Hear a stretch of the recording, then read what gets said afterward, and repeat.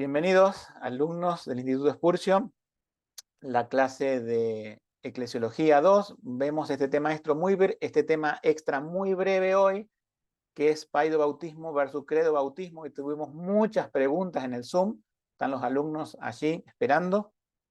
Así que esto lo grabamos para los que no pudieron estar en el Zoom de hoy. Así que vamos a ir bastante rápido. Esto ya se vio un poco en el video, pero ahora lo acentuamos un poquito más. Vamos al argumento del paido bautismo, ¿sí? Que es el argumento presbiteriano. El paido bautismo viene de una palabra griega paido que quiere decir infante, niño. O sea, es el bautismo de niño. Y los presbiterianos creen que el bautismo es la continuación, en cierta forma, de la circuncisión que estaba en el Antiguo Testamento, en el Nuevo Testamento, en el sentido que los hijos son hijos del pacto, ¿sí? Obviamente no es el bautismo, aclaro, de la Iglesia Católica, que bautizan niños para cristianizarlos, entre comillas, para creer en la regeneración bautismal. El presbiterianismo obviamente no, son protestantes, y de hecho, bueno, el bautismo para ello es el reconocimiento de los niños dentro del pacto, donde en algún momento el niño, cuando sea grande, va a tener que manifestar creer en Cristo como su Salvador, es decir, se bautiza para luego después eh, esperar ese paso en su vida de creer en Cristo. No era garantía de salvación, sino que les permite ser parte de las bendiciones de la comunidad del pacto, una bendición externa y responsabilidad de la iglesia. Entonces, siempre los presbiterianos, el inicio de la Reforma, con Calvino y demás, bautizaron niños, pero no desde el punto de vista católico, sino desde este punto de vista que obviamente el agua no salva al niño. Pero después está los que creían en el bautismo de inversión y de adultos, lo cual se llama credo bautista, credo bautismo, que quiere decir yo creo, no credo, se bautiza a las personas que creen. La particularidad también de este credo bautismo, mientras que a los niños, por razones obvias, se lo hace por aspersión, ¿no?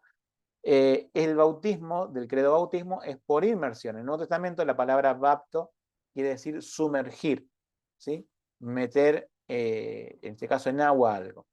Entonces los bautistas creemos que el bautismo enseñado en el Nuevo Testamento se refiere a sumergir a un creyente en agua.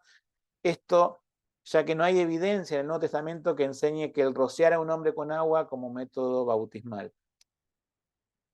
Decimos que es necesario creer para bautizarse. Entonces el bautismo por inmersión, hoy habíamos nombrado en la charla que tuvimos con los estudiantes de preguntas y respuestas, Romanos 6, que ejemplifica mucho esto, el bautismo por inmersión representa la muerte y resurrección de Cristo.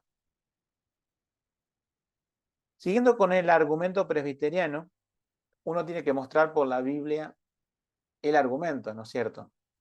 En el argumento presbiteriano lo que uno encuentra son inferencias, es decir, deducciones, no referencias explícitas, sino que ellos que piensan que en algunos de los pasajes, como lo que nombramos ahora, está implícito, aunque no explícito, el bautismo de niños. Por ejemplo, el carcelero de Filipos, en Hechos 16:33, y tomándolos en aquella misma hora de la noche, les lavó la herida, recuerdan a Pablo y Silas, y enseguida fue bautizado él y todos los suyos. En todos los suyos, los presbiterianos infieren, bueno, entonces en la iglesia primitiva se daba el bautismo de niños, ¿sí? También por el hecho de la casa de Cornelio, donde estaba Pedro, recuerdan, en Hechos 10:48, y luego que cayó el Espíritu Santo sobre las personas y mandó Pedro, ¿no es cierto?, que fueran bautizados en el nombre del Señor Jesús. Entonces le rogaron que se quedaran por algunos días.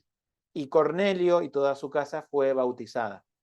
Entonces también hay, tanto en el carcelero de Filipos como Cornelio, esta autoridad romana, como sus casas, supongamos no solamente hijos, criados y demás, dice, fueron bautizados, ellos suponen que, bueno, es un argumento fuerte para decir, bueno, los niños son incluidos dentro del bautismo del Nuevo Testamento. Pero el argumento bautista obviamente no cree eso. El bautismo de adultos se basa, creemos, en referencias, es decir, referencias explícitas, no deducciones. Entonces, Tenemos la gran comisión de Mateo 16:16, que el orden es correcto, ¿no? El que creyere y fuere bautizado será salvo, pero el que no creyere será condenado. Después la gran comisión en Mateo 28:19, por tanto, id y enseñad a todas las naciones, bautizándolo en el nombre del Padre y del Hijo y del Espíritu Santo, enseñándoles que guarden todas las cosas que he mandado. En el ejemplo de Felipe y el etíope, en Hechos 8:36, y yendo por el camino llegaron a cierto lugar donde había agua, y dijo el eunuco, mira, aquí hay agua, ¿qué impide que yo sea bautizado? Y Felipe dijo, si crees de todo corazón, bien puedes. Y respondiendo dijo, creo que Jesucristo es el Hijo de Dios. Vemos que el requisito para bautizarse en el Nuevo Testamento, en referencias explícitas, es creer para después bautizarse. Ese es el orden, creer para bautizarse. Por lo tanto, el orden inverso de bautizarse para después de creer en cuanto al bautismo de niños, lo que creemos en el credo bautismo, obviamente pensamos que no es así. Aparte, que el bautismo es, como ya dijimos, por inmersión. Entonces, haciendo un breve repaso y comparación, yo puse ahí un argumento que para mí en lo personal es muy importante de por qué, digamos, soy bautista y no presbiteriano. En el credo bautismo se basa en referencias bíblicas.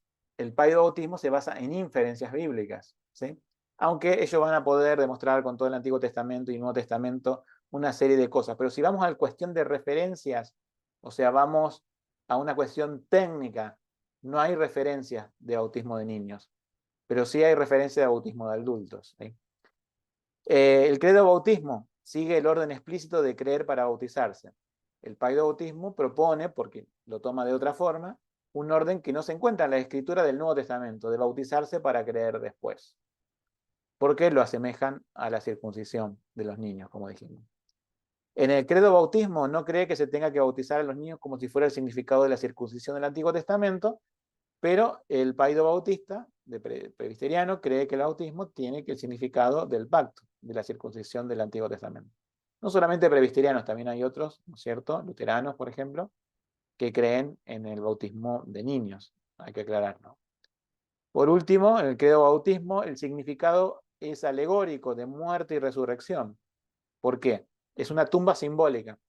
La persona se mete en el agua, muere, ¿sí? Muere con Cristo, murió el mundo, murió el pecado. Sale del agua, vive con Cristo, vive una nueva vida, respira un nuevo aire. Entonces, meterse debajo del agua donde no puede respirar es la tumba simbólica que tiene esa alegoría en varios pasajes y como nombramos hoy en Romanos 6. El tirarle agua en la cabeza a un bebé no tiene un significado alegórico, no representa nada bíblicamente. Eh, Podrán decir de purificación, podrán decir de lavamiento y demás, pero no tiene significado de tumba simbólica, ¿sí? Lo que está en el medio, este es el argumento principal, yo creo, para los bautistas. Recuerden que este instituto es bautista, no me interesa discutir con ningún presbiteriano, ellos tendrán su instituto y lo enseñarán a su forma, esto es breve, es una parte nomás de la eclesiología que damos en el módulo 11 del Instituto de Spurgeon, pero yo creo que este argumento para mí, si alguna pregunta, pero pasa que no lo ha estudiado bien, me dice. Debería ser presbiteriano, pero no lo ha estudiado bien. Bueno, yo lo que veo es esto, ¿no? Pablo hubiera resuelto el problema de los Gálatas, nosotros estamos dando justo Gálatas en la iglesia ahora en este momento, argumentando que el bautismo es la continuación pactual de la circuncisión, pero nunca lo hizo. Comparar en Romanos 2:29, la circuncisión es la del corazón en espíritu. Con esto termino. El problema de los Gálatas era que, decían ellos, si no te circuncidás y guardás la ley, no podés ser salvo. O sea, tenía que ser la fe más esas obras de la ley. Lo cual, Pablo le dice, es un falso evangelio. Ahora, imagínense la tensión de toda la zona de Galacia, del concilio de Jerusalén que se llevó a cabo justamente por aquellos judaizantes que querían que se circunciden, que se parara solamente Pablo o incluso Pedro o cualquiera en el concilio de Jerusalén o hubiera escrito en los Gálatas, miren, no se preocupen, ¿sí? Porque hay una continuidad de la circuncisión en el Nuevo Testamento y es el bautismo de infante. O sea, teniendo la oportunidad de decir algo tan claro que está claro para los paidobautistas, la pregunta es, ¿por qué ni en el concilio de Jerusalén, ni en Gálatas, ni siquiera también en Romanos, que había problemas con los judaizantes, se habló que el bautismo de niños es la continuación de la circuncisión? porque eso hubiese solucionado muchas cosas en aquel tiempo.